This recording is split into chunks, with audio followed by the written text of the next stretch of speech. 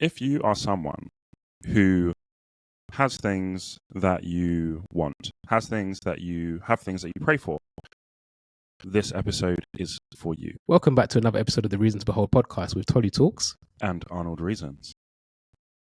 Brother, what are we saying today? So I had an experience recently where there's something that I've been wanting for quite a while, something that I've been praying for quite a while, and it's coming. Like, it's happened, it's here. And what that triggered off in me is like, now I got to get ready some of the things for this thing that I've been praying for. So, for example, let's say you were praying for a new job. Yeah. And now the new job is here. There are some things that you're going to need to do to be ready for that new job. And if you weren't already ready, now you got to get ready.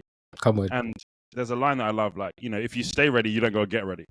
And I just realized, like, with this thing I was praying for, I don't know if I'd stayed ready. Because sometimes things can seem so distant. And then, bam, now they're here. The God of suddenly. Suddenly.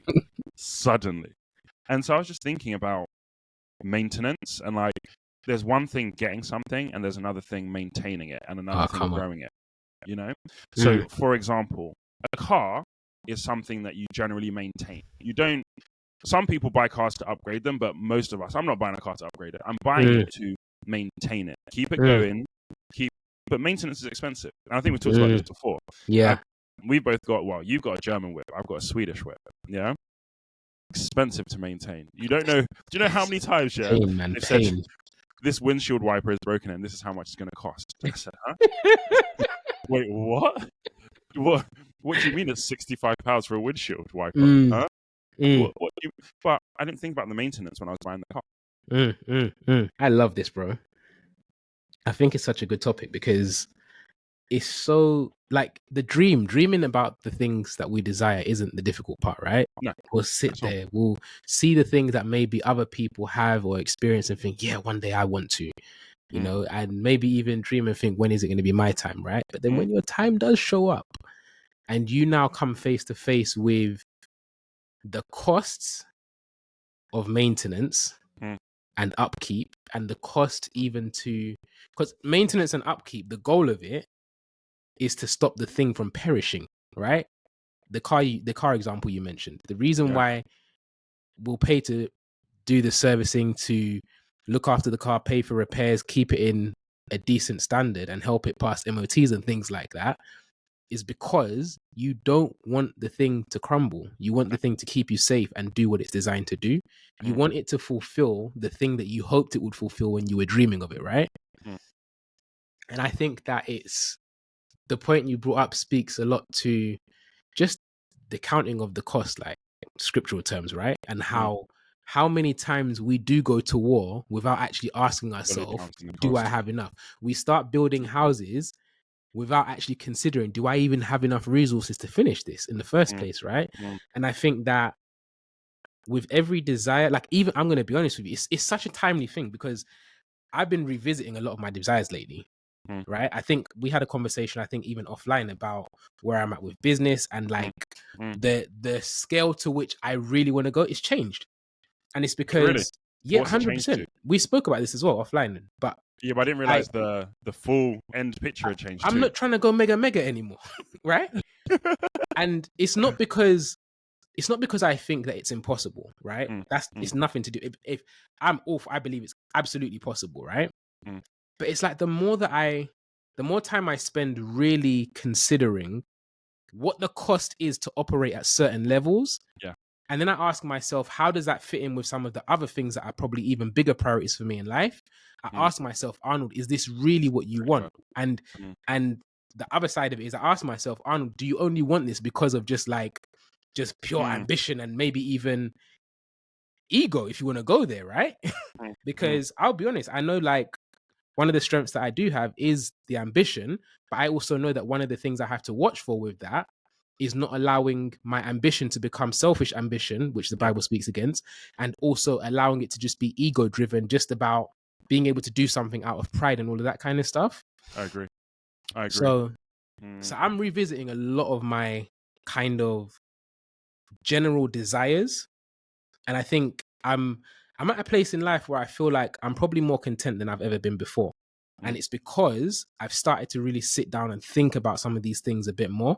So don't be surprised if you start hearing about more changes here, left, right, and center. And I spent a few days in Ireland. Yeah. And we traveled away from like the city centre. So we were like in a place called Galway. Mm. And we drove all the way up the coast and through the mountains and stuff. And when you drive through a place like that, you see so many houses, but that are in like, there's no house for another mile. These are nice houses, like cool. But bro, when you drive around there, you're like, what do these people do? Do you know what I mean? Like, what do they do for fun? Like, what are they doing with their lives? But you realize that they have such a slower pace of life than we do.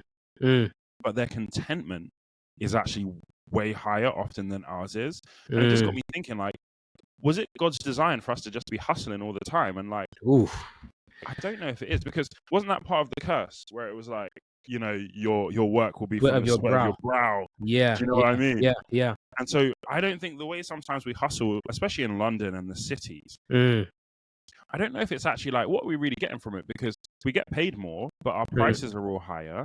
And people out in some of these rural places, bro, they are living off the land. They got their own everything. And I think this is why it's such a powerful thing. Because in fact, I don't even want to I want to actually read it. Which bit? Who goes to account the cost? Oh, yeah. Because I just think there's just so much we can draw Luke from it. 14:28, apparently. Wonderful. And for those who are listening audibly, guess what? If you didn't know, we do this on YouTube. And if you haven't already checked it out, feel free to look us up at Reason to Behold. Like, comment, subscribe, share, do all of that good stuff. You are the team that pushes this to go further, wherever you're listening to it. But Luke 14:28-ish. Okay, let me pull it up. So if we go from, I'll go from verse 25, right? Do you want to read it? What translation are you going with? I've got ESV up, but if you've got something else, I can put that up. ESV? Yeah. I can read from that too. So from verse 25, and the title is The Cost of Discipleship. Now great crowds accompanied him, and he turned to them and said, "If anyone comes to me and does not hate his own father and mother and wife and children and brothers and sisters, yes, even his own life, he cannot be my disciple. Whoever does not bear his own cross and come after me cannot be my disciple. For which of you, desiring to build a tower, does not first sit down and count the cost, whether he has enough to complete it? Otherwise, when he has laid a foundation and is not able to finish, all who see it begin to mock him, saying, 'This man began to build and was not able to finish.' Or what king, going out to encounter another king in war, will not sit down first and deliberate whether he is able with 10,000 to meet him who comes against him with 20,000? And if not, while the other is yet a great way off, he sends a delegation and asks for terms of peace. So therefore, any one of you who does not renounce all that he has cannot be my disciple." The context obviously is coming from the principle of discipleship and counting the cost before we decide to start declaring that we're going to follow him. And even that in itself has a lot to say, right? About some of the things we should think about. But I think it's an extension of this same principle when it comes down to the things that we say we are pursuing. Because even tying that into the whole thing about what the scriptures say about selfish ambition, I think one of the questions that I'm finding effective to ask myself more is, what's driving this? Why do you want this? Why do you want that? Yeah. And how does that tie into your journey as a disciple? Because scripture speaks about it in several places about the cares of this world and the things. And, if you're a first time listener, we believe in ambition and doing great things, leveling up, progress, self-development, all of that stuff across the board, but in the context of us being disciples, right? They're not separate. They're both directly connected. And so I think asking those types of questions, I'm finding is shifting, number one, my level of contentment, but also number two, my focus. because the more that we do start counting the cost on what it does take to maintain, to complete, to finish, to pursue, achieve, and execute on said goal, the more we think about those things, the more that we can actually ask ourselves, do I have enough to finish? And if not, do I need to revisit my goal, or do I need to revisit my resources, my materials? Do you get what I'm saying? Because I think it's such a good thing. Like, why do I want this? And I think that, to be honest, bro, like the older I get and the more I do this life, I'm just like, do you know what? Yeah, I just want to buy me a farm and just be like, be on my farm. You know what I mean? Grow my own crops, do my own stuff, like have my animals, and just live a simpler life. It doesn't mean I wouldn't work. I would still work and do all that kind of stuff. But bro, this like living around London, yeah, because I told you I've been looking at some stuff, yeah. And what you can get for your money in other places of the country is just wild. Yeah. It's absolutely wild. And it's a little bit depressing. I'm like, why am I spending so much money to be around London? Like, what's this about? I'm telling you. And you know what? It's so deep, because when you go and visit these places, you realize that there are other human beings and they seem to be living life. Do you get what I'm saying? Because it's like, if I remember before I left London, right? Growing up in East London, all of that kind of stuff. Before I'd actually really ventured outside of London to see more of the UK broader, in my head, it was kind of like, if you're not in London, what are you doing? What are you doing? Do you get what I'm saying? Yeah. Then I went to uni in Bournemouth, and I was like, okay, this is different. Yeah. There are people who have lives here. They have families. Yeah. They've got kids. They're doing their thing. Do you get what I'm saying? And they seem to be okay. Yeah. And they, in fact, arguably seem to be having a better time than we're having in London, right? Bro. And it's starting to see the trap. And then obviously through life, through uni, you meet more people who live in different parts of the UK. So now I start getting exposed to other parts of the UK. And I'm like, wait, hold on. There is actually a bigger, and this isn't even talking about leaving the country yet, right? Nope. Because we were talking to some people about some of the other places we found that were cheaper. Yeah. And they were just like, but you have to think, why is it so cheap? It's like, simply because it's not London. That's literally the only reason. Is because it's not London. This is it. And we were even looking at we were looking at safety and stuff like that, right? Like, okay, where we live is quite safe. And we looked at like the average, bro, there are places that are double as safe as London that are half the price of London. Absolutely. Huh? Absolutely. Mugged, why are we getting mugged? Absolutely. And this is the thing. And yeah, man, asking these questions is such a powerful thing, man. Because it makes you more open to whatever it is that God wants to do. Because so often you see it in the Bible where God is like, go to this, like leave what you know and go here. And even that verse that we were talking about just now that says, you know, you have to be willing to give everything up to go and follow me. Yeah. You know, are you willing to give it up? Like, but you have to be open and say, well, God doesn't just want to make me give stuff up so I'd be miserable. You know, so why is he asking me to give it up? There's a reward at some stage for it. You know, so why am I holding on to these things that we've said are important? No, it's real. It's so real. And this is the other thing as well, right? I think one of the challenges for us as disciples and why we really need to keep asking these types of questions is because there may be times when the desires we have are directly at odds with where God actually desires for us to go and where he's leading us. Yeah. And if 100%. We get so caught up in just pursuing the desire, this is such a good counterbalance for all the stuff we talk about, right? Honestly. But if we get so caught up in like the pursuit of the desire, like our ears become deaf. Do you get what I'm saying? And then you can end up finding yourself pursuing a whole path, running a whole marathon, where just because you didn't sit down and maybe ask some of these questions and think through some of these things, you end up looking back with regret. I think it saves so much time, bro. Like I can think about so many things that I have done, practicing exactly what I'm saying that we should try to avoid as disciples, and then looked back and been like, man, if I'd only actually sat down and considered some of these questions much sooner, I would have come to some of the right conclusions that maybe would have steered me a different way. And I guess that's why that whole thing, which we've spoken about several times on other episodes, planning in pencil is so important, right?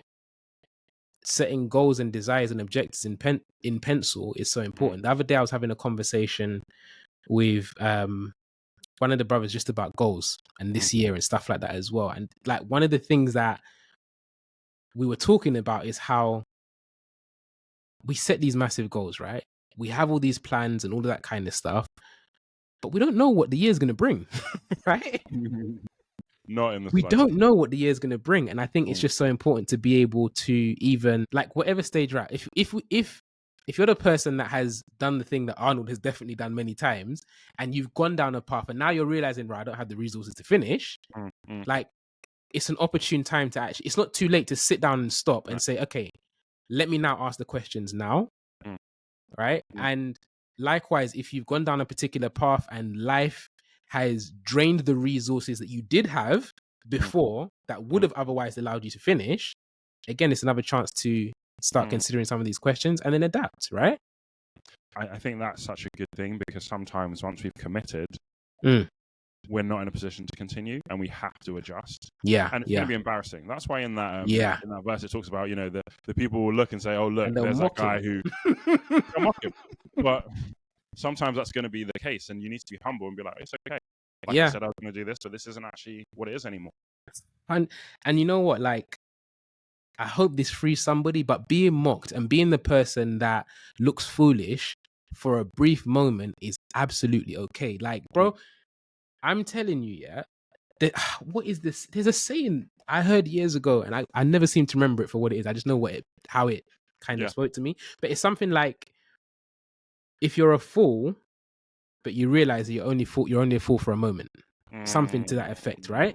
Mm, mm, And I'm telling you, bro, the number of times in life where I've come to conclusions, I'm like, right, you know what? That wasn't the best decision. no. But it's Mm, like that's where wisdom comes in, right? mm, mm, Like, mm. sometimes we learn from getting it right first time or hearing the wisdom from somebody else, but sometimes we got to learn through the hard knocks, right? So And one of my friends, he signed for an apartment without seeing it. Yeah. yeah, big man. It Right? either goes amazingly well or horribly wrong. There's no in Bro, between. it went horribly wrong because the Yeah, pictures that they sent were yeah. outdated and they started building skyscrapers Oh, all around it. And no. yeah. And I was thinking, why would you sign something without seeing it? Yeah. Yeah, But what I admired about him is that he paid a deposit. yeah, So most people are like, well, I don't want to lose my deposit. And he said, you yeah. know what? I'm just going to charge it. Yeah. That deposit to me is now dead. I'm Yep. not going to throw good money after bad and still pay, even Mm, though I know I don't want it. So mm, he made a decision, and even though he looked silly or whatever it is, he said, no, mm. no, no. And bro, in the end, he didn't even lose all of his deposit. He got half his, like, all this stuff. But he was willing to say, look, I made a mistake. Yep. I'm not going to keep going down this way just to save face, Mm-hmm. But he didn't. And now he got some of his money back. But sometimes you just have to make those decisions where it's like, okay, I Yeah. messed up. Now what? I'm not going to 100%. keep throwing money after it. 100%.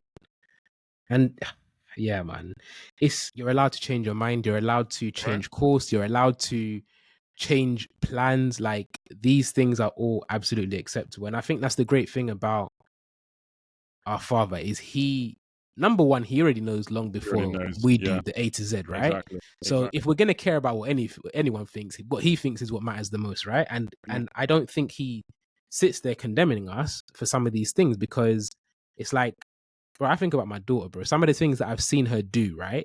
I can see where this leads to, mm, right? mm. But I'm not mad at her. Certain times, I'm actually happy she's tried certain Trying it. things, Exactly. right? So that she can learn and grow, because that's just part of how It's life life. goes in the development process, right? Mm, And I just think that maybe one of the points I'd say close to rounding off is just be willing to be childlike, right? Never mm, forget that childlikeness is something we're encouraged to do and to be. And children are daring, they're bold, they will take risks and all of that kind of stuff. Um, but the goal is that we learn from it, right? mm, The mm, things that work out right, amazing. But the things that don't, mm. Development. just that's it. And then the second thing to that is be a wise child, right? Ask some of these questions up front. Mm, mm. 100%. 100%. Because you see it in kids, like, they try stuff, it doesn't work. They know that it doesn't work. Yep. So why are we afraid to do that? Like, as we Yeah. grow older, we almost get afraid of trying and failing. Yeah, man. So, person listening, think about what it is that you want and why do you want it? And Mm, are you able to maintain it? If God gave it to you tomorrow, would you actually be able to maintain it? mm, And that's something that's so important for us to be thinking about. mm. And if you can't maintain it, what do you need to equip yourself with to maintain it? Who do Mm, you need to potentially even become? right? Stay ready so you don't have to get ready. That's what's up. Thank you guys for listening, and we'll catch you on the next episode. Peace. Peace.